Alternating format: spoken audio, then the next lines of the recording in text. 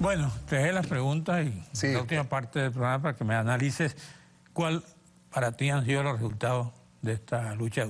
Empiezo por un contexto grande, ¿no? ¿Dónde estaba nuestro país hace 2 meses? Era un país desesperanzado, era un país escéptico, era un país que se venía divorciando de la política. A raíz del secuestro del revocatorio, una buena parte de los venezolanos había pensado que era imposible que las cosas cambiaran.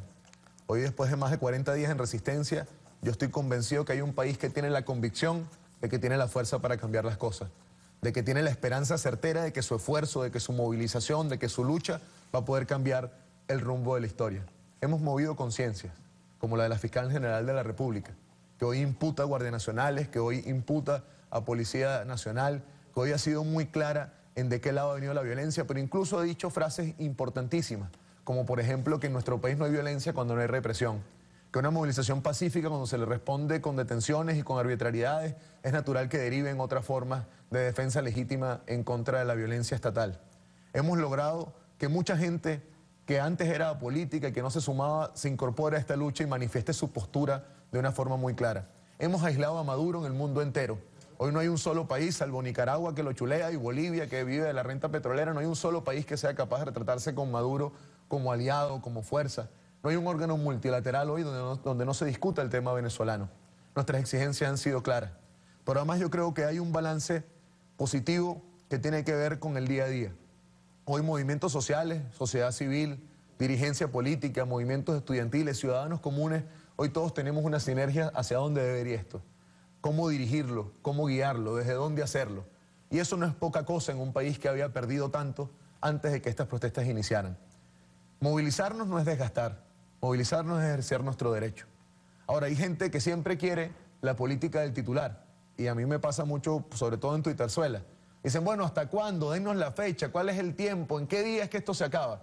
Bueno, si yo lo supiera no estaría hoy yendo por una marcha, ni estaríamos hoy en una entrevista para analizar y explicar por dónde va esto. Si yo lo supiera estaríamos celebrando. Ahora, yo sí sé una cosa. El que tiene a su familia fuera del país y todos los días lo tiene que ver por una pantalla porque no los tiene aquí para abrazarlos y quererlos, no se cansa de protestar. El que ha perdido un familiar producto de la inseguridad o producto de la escasez de medicinas no se va a cansar de protestar. El que es joven como yo y como otros que son mucho más jóvenes que nosotros, que solo han conocido este gobierno y que quieren tener una vida, quieren tener futuro y quieren tener progreso, no se van a cansar de protestar.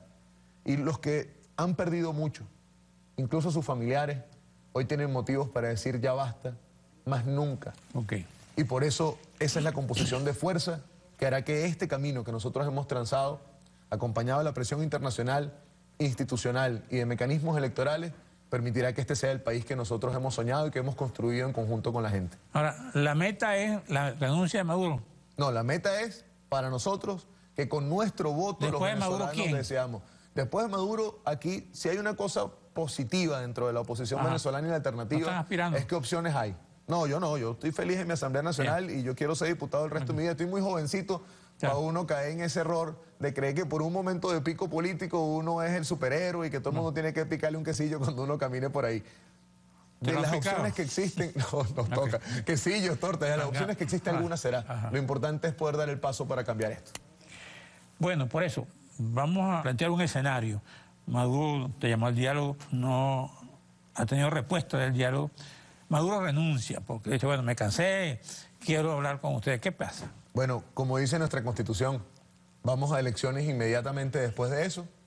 La oposición tiene hoy la madurez política, Croes, la madurez y la sabiduría de entender el momento histórico de que esta no es la hora de las pugnas internas, ni de las siglas, ni de los privilegios individuales, sino es la hora de la responsabilidad colectiva.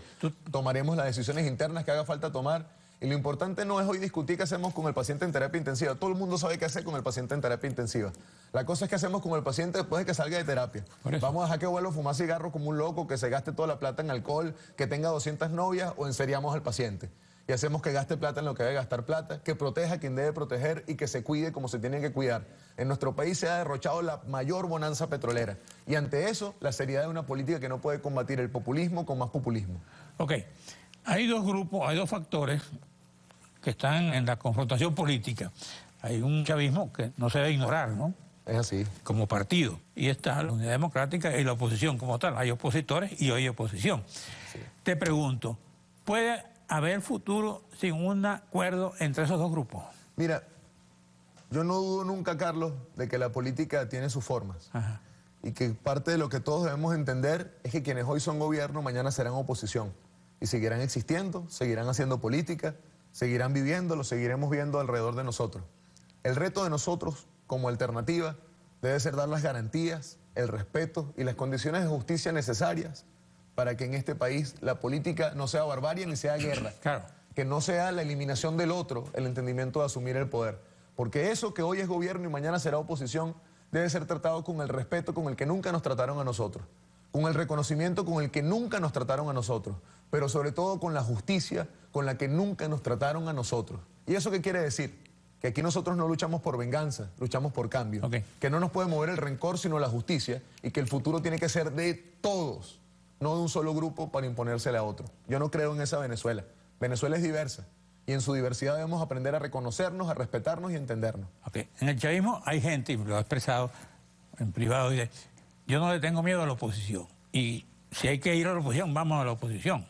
Es decir, el problema está en cuál es la reacción de esa oposición una vez estando en el gobierno, viendo los hechos que han pasado, que si la persecución, que si los insultos. Si nosotros en el camino a cambiar este país nos convertimos en lo que siempre hemos criticado, aunque ganemos esta lucha, al final el país va a perder.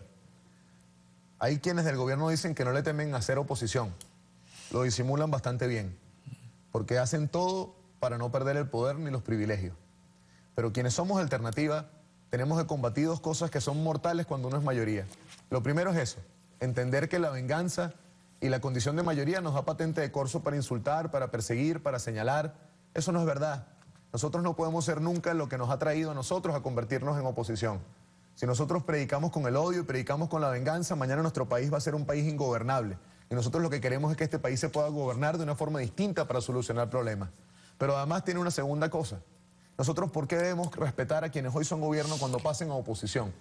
Porque en nuestro país más nunca podemos llegar a una condición donde la política nos haga enemigos. Más nunca podemos llegar a una condición donde no haya forma de mecanismos democráticos y tradicionales en la Constitución para dirimir conflictos por preservar privilegios, pero sobre todo, más nunca podemos nosotros hacer política desde el odio, desde las vísceras, desde los intestinos, porque eso trajo a este país a esta crisis.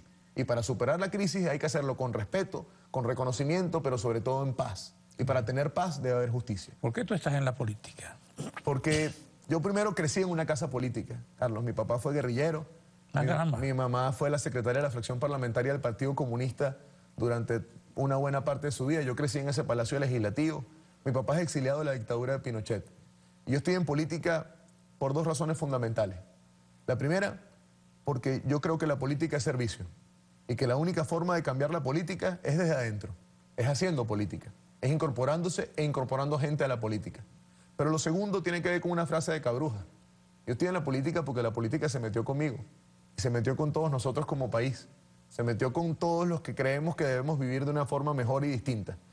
Y estoy en política porque es el único camino que nos permitirá no solo transformar esta realidad, sino garantizar en el futuro que esos sueños que nosotros tenemos de una economía estable, de una juventud que se pueda desarrollar, de que los sueldos alcancen para comprar lo que hace falta y que a uno no lo maten por un teléfono o en una camionetica, la única forma de hacerla es desde la política y desde la política con P mayúscula. La que diga verdades aunque sea impopular y la que pueda reconocer en la diferencia un criterio importante y darlo como válido aunque no sea propio. Eso no es idealismo. Es idealismo, es romanticismo, pero también es política, señor Croes, por una razón.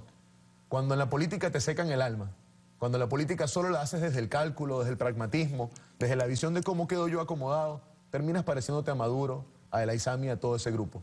Por eso nosotros tenemos que actuar con el idealismo y el romanticismo de quienes puedan cambiar esto. ¿Tú sientes que tu alma se seca? Yo siento que mi alma hoy está muy lejos de secarse, pero sé que el poder seca el alma, sé que el poder te vuelve inhumano, sé que el poder te aleja de la gente. Y por eso creo que uno de los grandes retos hoy de la política es que no volvamos a convertir como sociedad normal que un dirigente que usted lo vio llega una vez con una sola persona y en un carro normal llega un día con una caravana de escoltas y 300 asistentes, que coma en restaurantes donde nadie entiende cómo paga la cuenta mientras que habla de pobreza y que no sea capaz de caminar y verle los ojos a nadie y darle la cara para dar una explicación. Y el reto para que eso ocurra es que todos nosotros entendamos que llegamos donde llegamos porque la política se le regalaron a las élites y las élites nos trajeron a este proceso que estamos viviendo hoy. Y en este momento, ¿dónde están las élites en la oposición? Mira, yo creo que la crisis ha sido tan grande que se ha destruido las élites. Sí. Hoy estamos todos igualados. Cuando tú miras en la protesta que el hijo de La Lagunita y el hijo de Barrio Sucre están juntos devolviendo bombas lacrimógenas y defendiéndose de la represión, tú entiendes que este país se igualó en la crisis. Y desde ahí es el punto importante de partida donde debemos construir. ¿Tú has pasado hambre? Mira, de chiquito mi familia no fue una familia pudiente. Y te cuento dos cosas de mi infancia que son importantes. Una, yo crecí en el Congreso porque no había guardería. Y nos tocaba comer muchas veces gracias a Simplicio o a Trinomelián, que nos daba parte de la comida para que de la casa lleváramos. Ajá. Yo agradezco mi infancia, crecer con la humildad de saber de que lo poquito que uno tiene hoy en día, siempre debe agradecerlo y debe reconocerlo. Y lo poquito que uno tiene debe compartirlo. Porque eso es humanidad. Ahora comes completo. Pero como la dieta de Maduro. Sin proteínas, sin azúcar, sin los arroces. Ya, cada vez que me veo estoy más flaco. Estás más flaco, ¿no? También tiene que ver con los 15 kilómetros de marcha que uno se pega 5 veces a la semana. ¿Y no te cansas? No. ¿Cuál es tu comida favorita?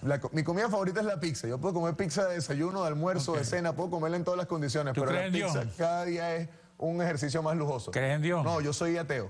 Yo soy ateo de formación y de crianza. Vengo de una casa tan comunista que ser religioso de chiquito... ateo como decía mi cliente, en nombre de Dios. Yo soy ateo, no, pero además, mira... ateo en nombre de Dios. Con el rector virtuoso yo tengo una conversación cómica que dijo, o él se está volviendo ñángara o yo me estoy volviendo católico, pero cada vez tengo más coincidencia con los jesuitas. ¿Tú prefieres estar con virtuoso o seguir como ñángara?